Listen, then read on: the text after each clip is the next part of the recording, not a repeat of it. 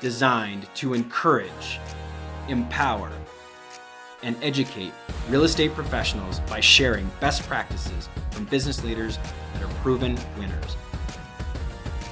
I'm your host, Kyle Malnati, and this is Calibrate Real Estate. Broadcasting from the Mile High City, thank you for tuning in to the Calibrate Real Estate Podcast. I'm your host, Kyle Malnati. Our esteemed guest is a 30 under 30 buddy of mine, Mary Harmon Young. Mary was part of the class of 2017, so that just means she's a little bit younger than me. She's a solo agent, but has hired her first team member and is with a boutique brokerage in Tuscaloosa, Alabama called Pritchett-Moore. Say hello, Mary Harmon. Hi, how's everybody doing? We're super excited to have this conversation, and we're going to dive right into it. So we're going to go back in time. April 27, 2011, Tuscaloosa, Alabama had a gigantic tornado. It hit Tuscaloosa and Birmingham, 1.5 miles wide, 190 miles per hour. 53 people died, 1,000 people are injured. Mary Harmon, you had mentioned to me that 5,300 residences were affected. 1,300 of those were completely destroyed. As a realtor, what in the world was it like picking up the pieces, both friends and family, obviously, that you knew, but in your marketplace, what type of effect did that have for you? And, you know, fast forward 8 years now, what was the fallout and where are things now in Tuscaloosa? Yeah, so we are still dealing with the effects of the tornado.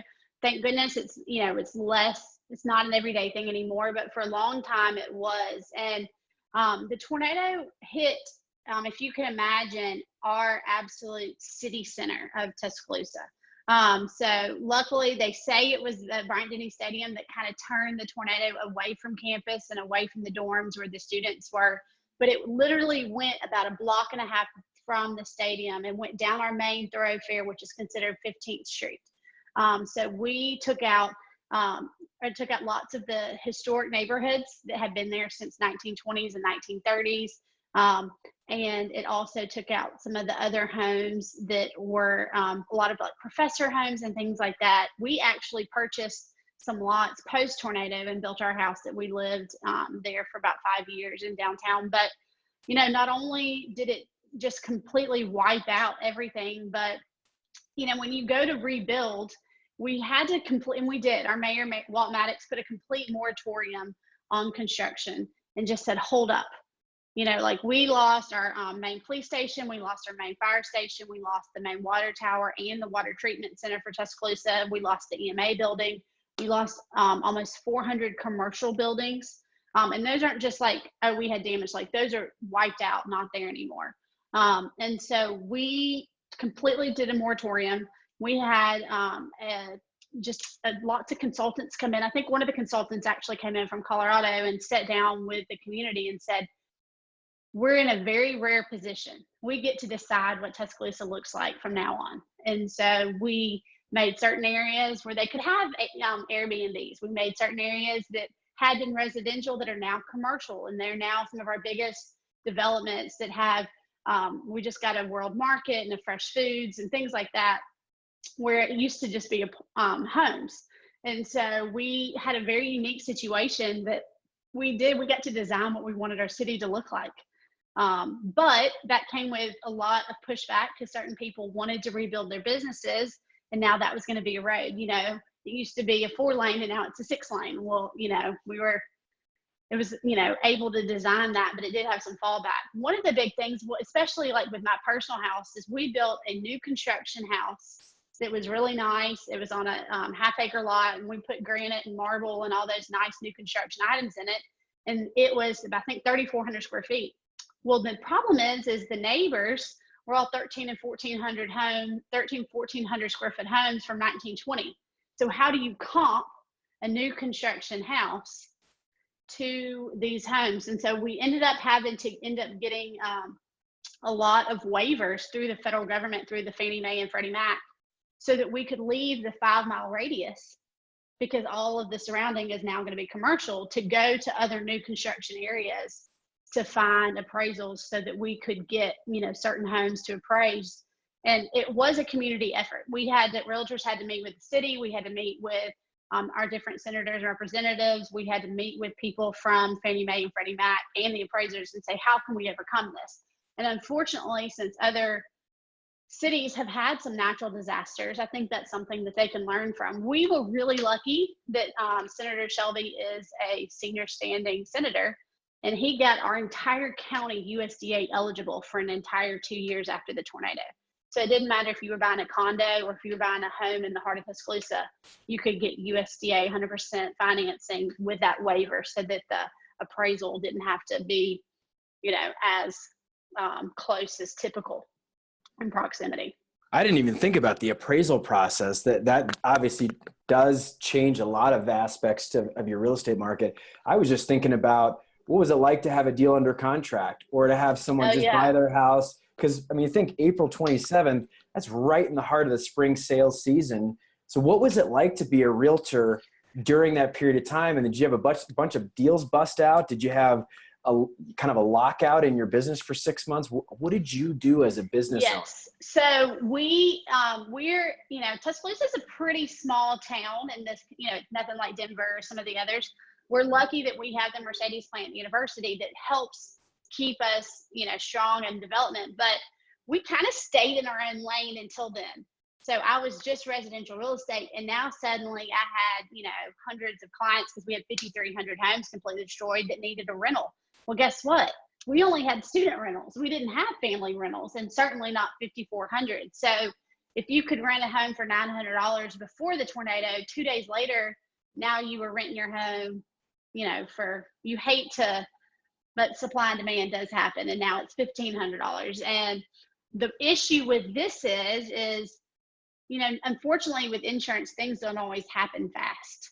So you've had somebody whose house has literally been destroyed.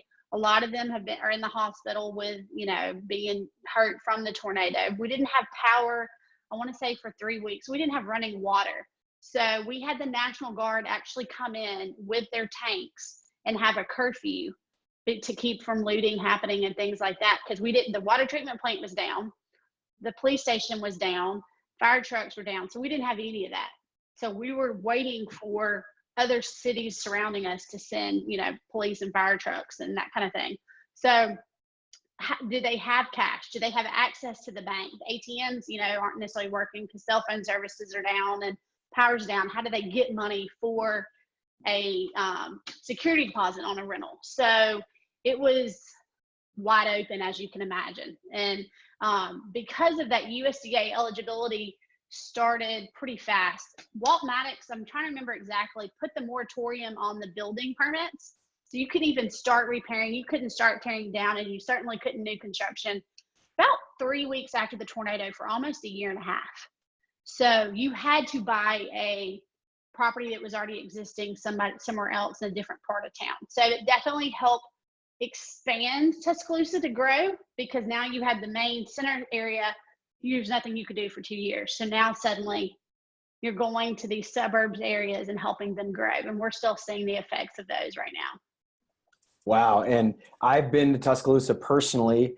It's an awesome college town, and a lot of people will fly into Birmingham and then drive down. It's about 45 minutes to an hour away if you're not in game day traffic.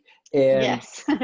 One of the things I wanted to talk about, maybe outside of obviously the horrific tragedy of the tornado, was just what it's like selling property in such I just think of the South and the SEC and Alabama football, and just what it's like having, condos around Bryant Denny Stadium, and what it's like for, people that are myself, from the Rocky Mountain region. We just don't get it. College football is not the thing. We're big into the NFL here in Denver. And so what is it like being kind of in the epicenter of the college sports world, especially as it relates to how much success Alabama has had in the past 10 years, and then just historically over the past 60 years as a football team? So Bryant Denny Stadium holds a little over 100,000. We are sold out on a regular basis. We have, I graduated college in 2009, so 10 years ago. I'm still on the waiting list to get football tickets, and I think I'm about 9 years down. So that kind of gives you an idea of, how hard it is to get. But the stadium is about a block and a half from from the quad is about a block and a half from the stadium. And that's considered the strip. And that's the main thoroughfare for the university, but it also connects to the main thoroughfare for downtown Tuscaloosa, where the non-students hang out. On a game day, we typically have 100,000 in the stadium, and we typically have 150,000 within 5 blocks surrounding the stadium outside. So when you think of our small little southern town, and then suddenly now you've got 300,000 people in town in a 6 or 7 block for, an entire weekend, it's just like literally you just run into people and you just can't move. It's a lot of fun, so y'all should all come visit. But with the tornado, now suddenly we had blocks and blocks that were empty surrounding the stadium. And so you can imagine we now have, like I said, since then we've gotten a super Target, a Starbucks, a Whole Food, or Fresh Foods, Fresh Market, I think is what it's called, a World Market, a DSW, a Dick's Sporting. All these big national chains that we never had. And surrounding those now are all these multi-million-dollar condos. And so you think of my old house, we've since moved, was probably 7 blocks from the stadium. And like I said, our neighbors were 12 and 1,400 square foot, 19, 20 bungalows. And now we have $2.5 million condos within blocks from those as well. So it's one thing to think of some of these big cities like New York or LA that have multi-million-dollar condos next to some that are older, but for Tuscaloosa, it is still a little bit different. It's a whole lot different from where I grew up in the Tuscaloosa area. So we have tons of condos now, and they're selling like hotcakes because Alabama football. And we do have condos that Bryant Denny's pretty tall, so it's not like you can look over, but you could certainly see the stadium and hear and see the jumbotrons from lots of condos. And so, I was used to rooftop decks in other cities, but now we have lots of rooftop decks in Tuscaloosa at these multi-million-dollar properties. It's a pretty cool setup. So when I was there, just to bring this into full circle, I was there in 2012. It had to be November because Alabama was playing LSU. And it was a home game, and we could not get tickets. We didn't even try, but we were there actually for a lot of our podcast audience will know this. My brother went to University of Alabama and passed away the year of the tornado, not because of the tornado. Yeah. Well, thank you for saying that. It was very sudden. He died of a heart defect, and he died 3 weeks after the tornado. So it was like my parents were terrified because of the tornado and all this national news that we heard. And we heard about, the looting and things to do to prevent it, and, National Guard and the whole deal. And so he survived that and then died on the 16th of May. So it was incredible. So we waited a year, I believe. As I think about it, it may have been, I'll have to go back. It was definitely November. It was either 11 or 12. Doesn't matter. But I'll tell you, this place was rocking. College game day was there. It is the setting that you'd expect. You've got the stadium anchored by this whole strip of retail, like you were saying. And then you've got the fraternities, and people are doing all sorts of stuff. The sororities are right across the street. It's really, really cool. Really fun atmosphere. And then you've got that walk that you see. I forget what it's called. I'm sure you know. Yeah, the Walk of Champions. There you go, where you've got all of the national championship coaches and all that. And it is just such a cool atmosphere. So fun place to be. I went to school at a much smaller school, but still a Division I school at the University of Wyoming in Laramie, Wyoming. And I will say, for a small town that does not have anywhere in the state major sports programs, college football, college basketball, it's a big deal. That's what everybody goes to see. Because you can do minor league baseball or any of these other things, but it's just not the same. And pretty cool stuff. And obviously having a perennial national champion contender, it's a pretty cool thing. So what is it like for you? I would imagine there's a lot of people who go to a game and are excited about it. And like, I want to buy, a rental condo, or I want to buy a property that, I could somehow capitalize on this constant influx of people coming in. So do you work with a lot of people that are out-of-state relocation buyers? Obviously, you've got a lot of in and out with the university, professors coming in, professors coming out. Mm-hmm. I would imagine that there's probably a lot of people coming in and leaving lots with this college community. There is. So the few different things is Alabama's got one of the lowest property taxes in the nation. So I was actually just looking at a HUD. I'm selling a property tomorrow that is like probably valued about $240,000. The entire property tax for the year is $700. So even though you've got these, most of the historic homes that are within walking distance of the stadium, those a lot of times are preferred to the condos, just because you don't have to have HOA maintenance and HOA costs, and the property taxes are so low. It's almost, those are kind of preferred. Then you have a lot of people get golf carts and have golf cart parking and that kind of thing. Those homes range for about 400 to 600,000, but they can go for more depending on what shape they're in. So for those homes, only have about $2,000 in property tax at most is one of the things that really catches their eyes. Now, the city has gone back and said no more than 2 unrelated in the historic district. So you can't just lease it to 5 students and get, but I will say that the student rental right now is about $900 a bedroom. So you can do the math and see that a lot of these properties outside of the historic district are able to rent. And with that low property tax, it becomes very attractive, to out-of-town people, especially, if they're paying $1,200 a bedroom for their kid. And I've got a house it's more bike riding distance from campus, but it's close. You can get a 4-bedroom house for $180,000 with $600 property taxes. That's a no-brainer, especially, a lot of times we'll have multiple siblings come.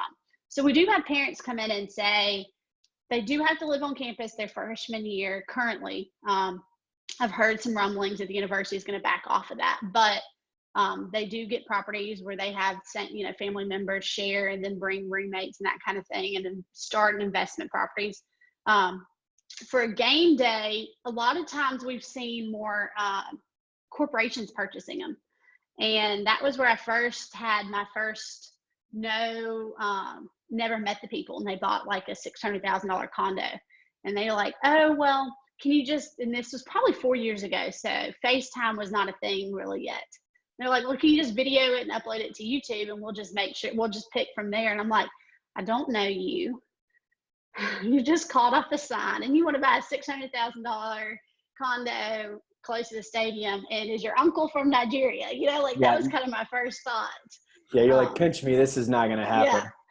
But we see a lot of them, a lot of the corporations buy the tickets to give to their, different clients or employees as an incentive. And so they also have places for them to, sleep as well. So, and one of the reasons that's gotten so attractive is a lot of the hotels in Tuscaloosa, I would say anyone that you wouldn't be scared to go to, make you do a 4-night minimum. And most of them require you to do the entire football season for 4-night minimums. So it can be a very, very expensive. I think most of the hotels for game day are $400 or $500 a night. So you're looking at a $3,000, for each game. And we have 8 to 9 home games. So you can imagine what it costs to do that. And you're, a lot of times in a double occupancy, 2 double bedroom, and you don't have a kitchen, you don't have a backyard, nowhere to park your, your golf cart. So that kind of gives you some backstory on that. Well, it's a big moneymaker for the town, and I'm sure that's just the way it goes. You got to make hay while the sun shines, for sure. That's right. So let's dial it back just a little bit and talk about why you got into real estate. You were saying you graduated in 2009. Obviously, you were in the area in 2011 when the tornado came through. But talk about Pritchett-Moore. Talk about your experiences of getting into real estate, and then I'd love to hear what your reactions were, obviously, about getting that coveted recognition by Realtor Magazine of 30 Under 30 in 2017. Yeah. Let's talk about the last 10 years. So I got my license probably in 2009 officially. I was still in school. Um, I had gotten my degree is in political communication. And so I studied what was the hidden messages in certain political ads or certain commercials and what certain things mean, and got into political fundraising. And at that time, the guy I was working for did not get elected. So then I suddenly jumped ships to a different campaign. And then things were going well until he had a slip up and he fell in the ratings. And then I jumped again, and it was like, I enjoyed it and liked it, but how am I going to do this for my entire life? So at the time, there was a lady that was our lieutenant governor, and her name was Lucy Baxley. She's since passed away. And I didn't really know her on a personal level, but she was a realtor and was a lieutenant governor and was very successful. And so I kind of like researched like how she did it. And I was like, that'd be interesting. I guess I could just see what it takes to get my license. And now, you know, I think my pre-license course was $400, and I can imagine my student loans were $60,000, and I used my $400 pre-license instead of my college degree. But I started just kind of working for an agent while I was still in school. And I have 5 big brothers. And so I was known, my maiden name was Roundtree. So I was known as Little Tree because all my brothers are over 6 foot and I'm 5 foot. So immediately, I was new in my hometown, so everybody knew my brothers and didn't really have any clout or anything. So everybody just would call me Little Tree, like, oh yeah, good luck with that. And they had no idea that they weren't going to trust me. So as soon as I could get my broker's license, I did, and switched to this boutique firm, Pritchett-Moore, that's family owned. I am not a practicing broker. Really don't know that I would ever want to do it, but it was just more to say I have every, the highest level of education to prove myself. And so that kind of started in on it. And can't remember exactly when, but went to a state meeting for the realtors, and Jared James, who's a 30 under 30, was our speaker. And then there was a girl, Ashley Durham from Auburn, that went up on stage with him, who had been a 30 under 30. And so I was like, oh, that'd be really cool. I should try to do that, thinking there was no way, I'm from Tuscaloosa. I'm not from a big city. I don't do anything special and all that kind of self-talk. And applied multiple years and finally got it. So for those people that have tried before and didn't make it, try again, because, you never know what they're looking for each year and kind of what's going to happen and who the judges are. So been selling it for full time since then, jumped in head first. And some days I love it, and other days it's more stressful than I remember. Well, and I would say that the persistence of application is something that is it's sort of like a prerequisite to see if you can really make it past that first that first adversity. I have a bunch of buddies that became doctors, and a lot of people get rejected from medical school the first year to see if you really want it. And it becomes very difficult, and it's very competitive. And so, not to say being a 30 under 30 is like being a medical doctor, but there is this built-in, let's see if you're going to apply multiple years. It took me 2 years to get it. And I have to ask you, being the sister of 5 brothers that are all over 6 feet tall, what in the world was it like when your spouse met all your brothers? And I just can imagine that was quite that was quite an interview, I'm sure. Yeah, I have to actually ask Jay and see. So my brothers are a good bit older than me. So my mom couldn't have kids, so she adopted 4 of my 5 brothers. And so my oldest brother's 51. So luckily they live out of state and have their own families. And so Jay, actually my mom was in a BNI group with my husband Jay before we ever met. So when I finally brought him around, mom was like, oh yeah, I've been in a BNI group with him for 3 years. And so he passed all the tests with my mom and dad and my brother that lives here in town. And it was probably 6 months later before we met my big brothers that were probably a little bit more, puffed up and rooted to them. But That's a Yeah. funny connection and a really cool story that your mom actually knew him before you introduced them all. So it's just Yeah. really, really fun. B&I, Business Networking International, is, Hmm. for those of you that don't know, is a great organization to become a part of. And the way I understand it, I've never been a part of it, but I know a lot of realtors are. You basically get set up with one person in each industry within your group, and you can't have any crossover. So if you're the one realtor in Hmm. B&I, you get to have access to other people, and similar to being part of a chamber of commerce or other things, but it's very much intended to connect networkers and share leads and share ideas. And I think it's a great setup. That's cool. What does your husband Jay do for So work? he is in kind of like a Chip and Joanna Gaines. He is a design built firm. So he has his home builder's license, but he prefers and really only does contracting. So he is a NKBA certified. So he is a certified kitchen designer, and he does your cabinets, your countertops, picks out the light fixtures and the paint colors and the plumbing fixtures, and sells all that with the appliances there. And he's real gifted with his colors and things like that. So we built the house that we're in now, and I'm here in my office. And I remember somebody said, "So you're going to have an office at your house?" I'm like, "Yeah." And they're like, "Did you get to pick it out?" And I'm like, "No, I just trust my husband. I don't know what it's going to look like, and I love it, and it looks great." But that's all what he does. Well, and that's probably a very, very handy relationship to have in some of your listing consults and working with buyers, and Yeah. especially if you do any of these new builds. And I would imagine that their business was quite busy in the Hmm. wake of this tornado and Yeah, all the different things absolutely. that happened. So before we end our show, I'd love to talk just about adversity. We talked about the adversity of a storm, and I've captured adversity in some of my speeches as several different things. There, you can have adversity happen to you, kind of this act of God thing, or you can have adversity happen because you just made a mistake, you goofed up, you messed up.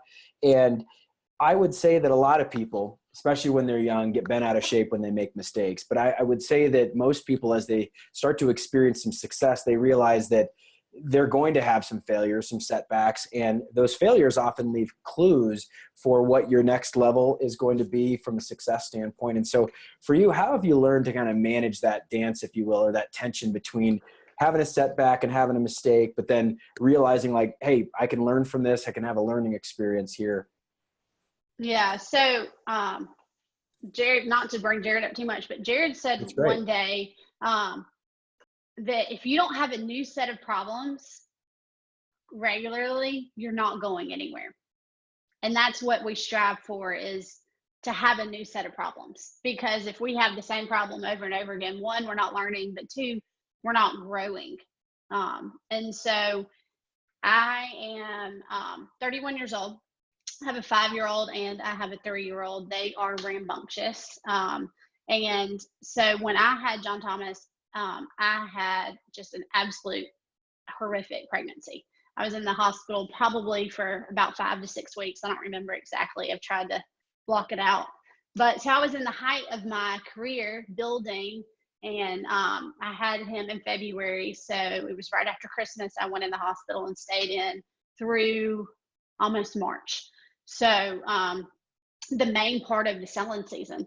And so I just sat there, didn't know any different. I had preeclampsia, and just sat there on my laptop and worked, and would, thank goodness we had FaceTime at that time. So I had an agent that would go show, but I would FaceTime into the showings and participate and just send out stuff on DocuSign for contracts. And so I was able to work remotely, which is great, but it also did not teach me balance. And so I vividly remember rocking John Thomas or being up with him at 2 or 3 in the morning and answering emails and writing contracts. And at some point, I just was like, this is crazy. One, I'm not going to sustain doing this where you're working, 24 hours a day. And I just would put him on.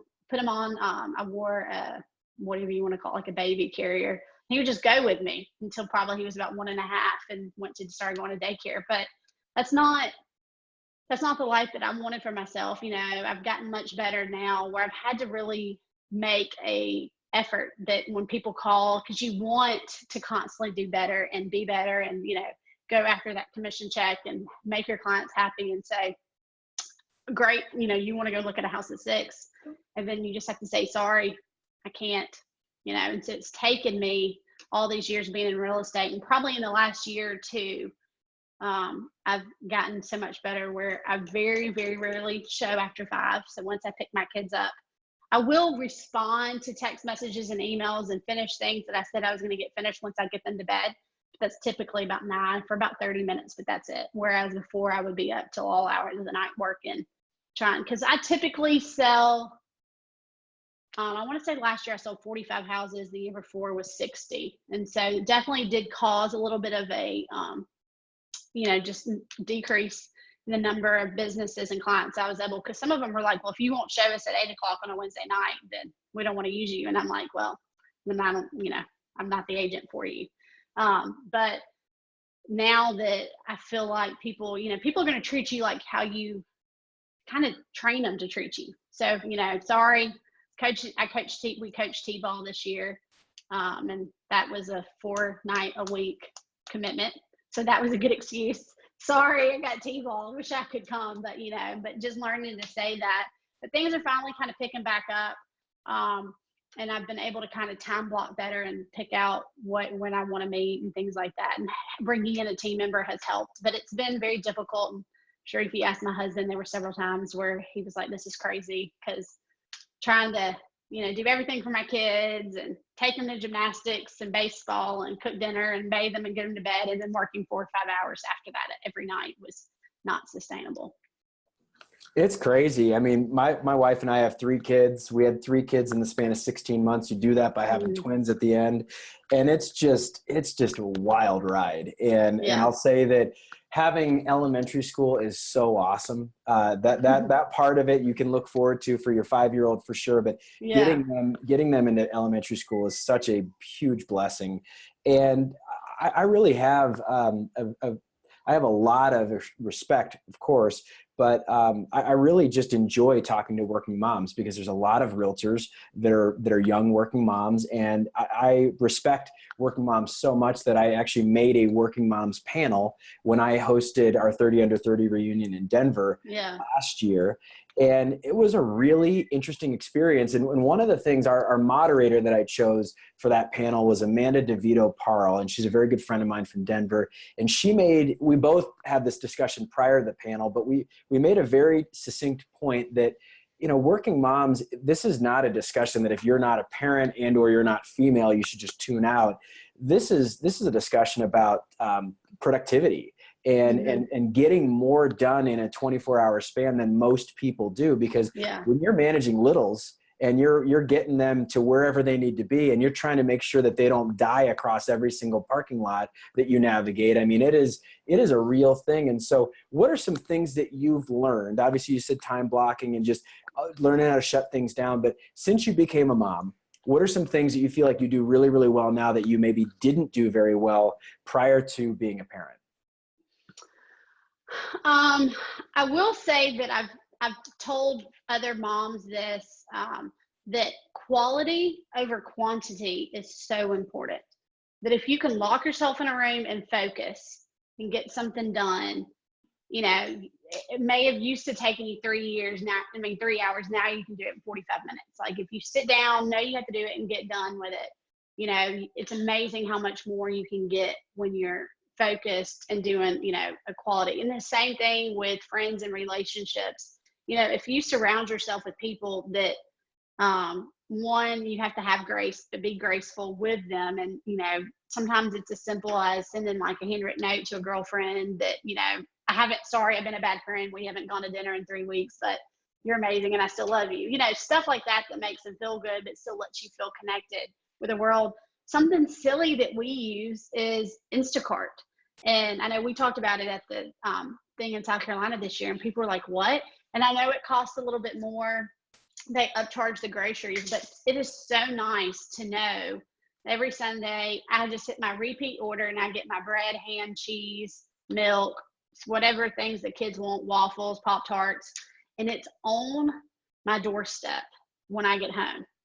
So I just tell it to get there about 20 minutes before me. Or if I do it later, they carry it inside. So as I've got my, 2-year-old on my hip and my hands full with all the amazing stuff we accumulate getting from the car, the thing, like they bring in my milk and put it in my fridge. So that's just one less thing that I have to think about, We also have recently gotten a store here in Tuscaloosa that is a local store, but maybe other areas have it. It's called Gourmet Kitchen.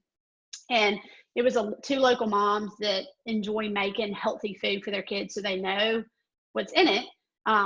And I can go pick up the either frozen casserole or the unfrozen casserole, and it's like $10 for a full casserole. And I know we have a healthy dinner that just takes 20 minutes in the oven. So I'm not driving through the drive-through or making just a random sandwich with, you get mayonnaise, you get peanut butter, because I don't have enough of either, but little things like that.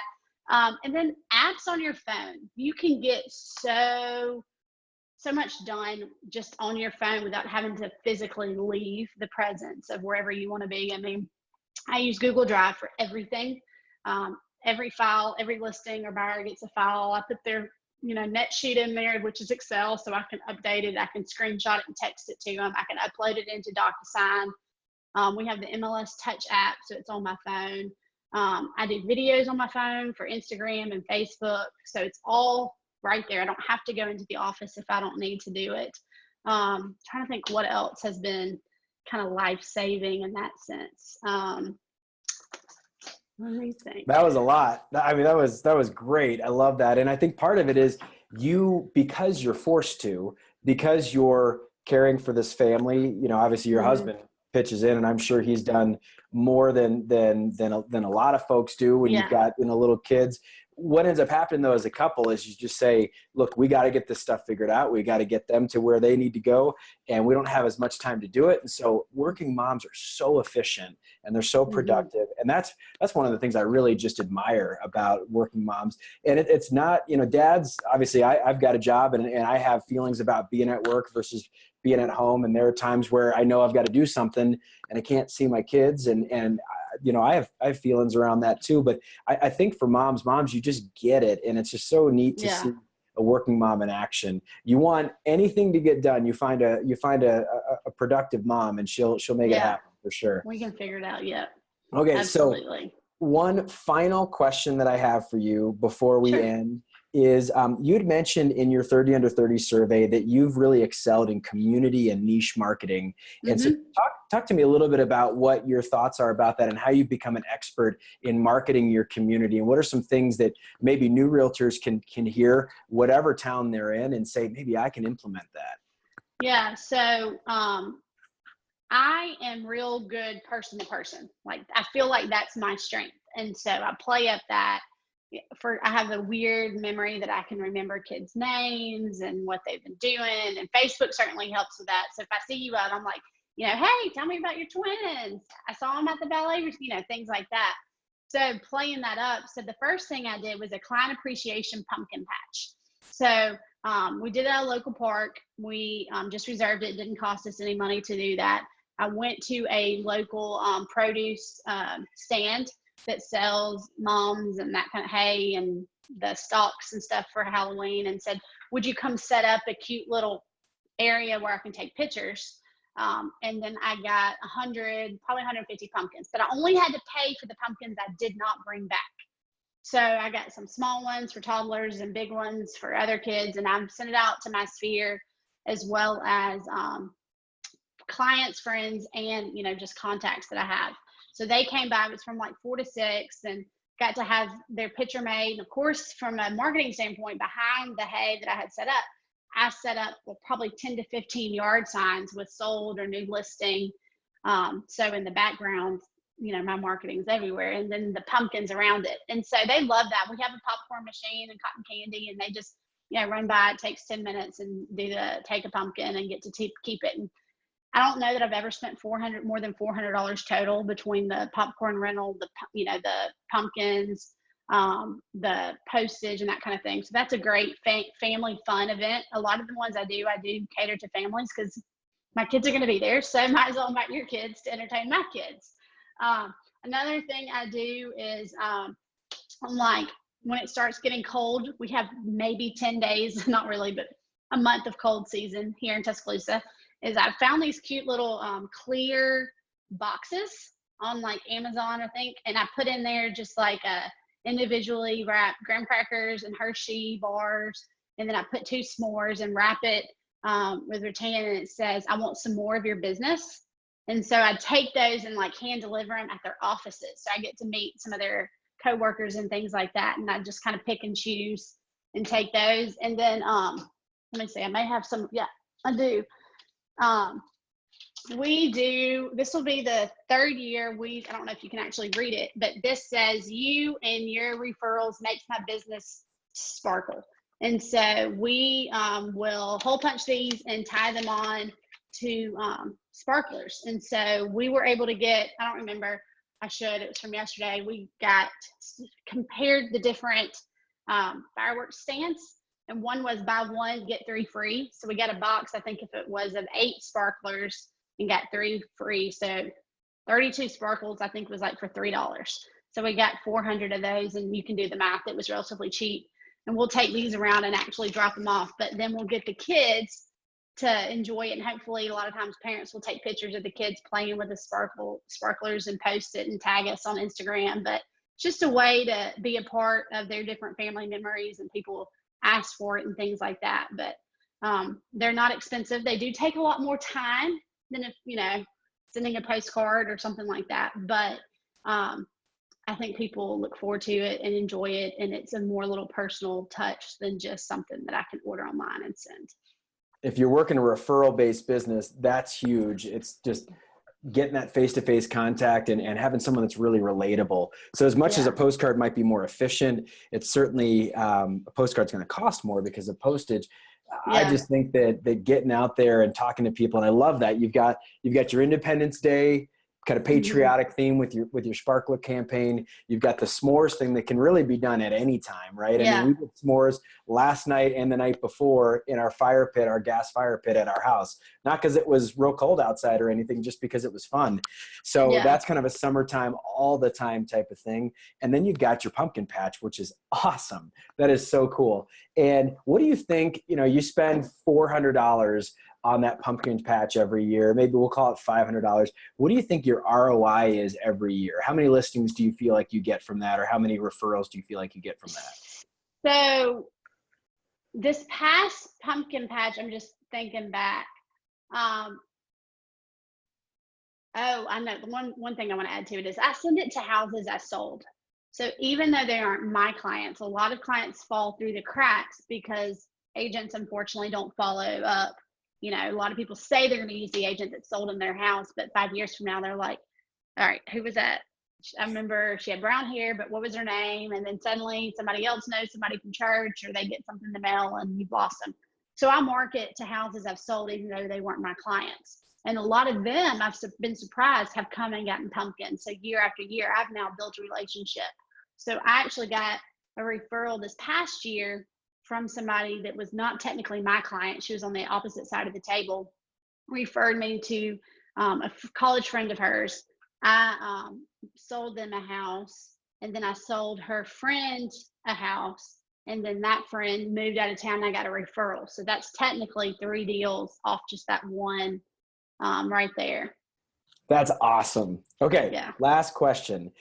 This is the way we end every single one of our shows. It's my favorite question. It is based on a song called Dear Younger Me. And the idea is you're writing yourself a letter when now that you're in your 30s, when you were 22, what's that advice you wish you knew when you were 22, now that you've had some life experience? Ask for help, or just ask. So the first company that I worked for was not, I loved it and I enjoyed it. But I remember going and saying, wait, how do I calculate title insurance? In the scheme of things, that math equation just went straight over my head and got lost. I didn't have anything to actually put my fingers on and learn it hands on. And they were like, you should know that. You're the one that just passed your test. But nobody sat down and said, do it. So when people now, I try to tell everybody in the office, if you have questions, there's no dumb questions. Come ask me and I'll show you how to calculate or show you my net sheet, that kind of thing. But I remember asking a very top producing guy. So I remember making a comment like, this number keeps calling. I've just been too busy to, I don't think they're even pre-approved. And I'm like, I'll call them. And they're like, well, I mean, I don't care. I'll call them, So I wish now that I would have gone back and said, hey, give me your warm leads. Anybody that hasn't responded in the last 6 months, I'll take them and I'll nurture them, because now we know that it takes almost, in fact, I just listed a house today from somebody that came to an open house 5 years ago. That is crazy. I love hearing that. Good for you. And I remember them and they remember me. So they actually live in Colorado now. But having having that willingness to ask for help and ask for, warm leads, or just ask to do an open house, but just, you want to do everything yourself and you want to feel like you can do it all yourself and you're excited now that you have your license. But the reality of it is most people aren't going to give somebody a fresh, that's a, brand new, a big chance. They're not going to let you list their house, even though you've known them for 15 years, that kind of thing, just because of experience. So the way to get that experience is to ask for help, ask for business, and not just from your sphere, but other agents in your office. I'm a perfect example. I hate not being home with my kids on Sundays. It's typically when they want to go to the pool or do things like that. But I know that open houses work.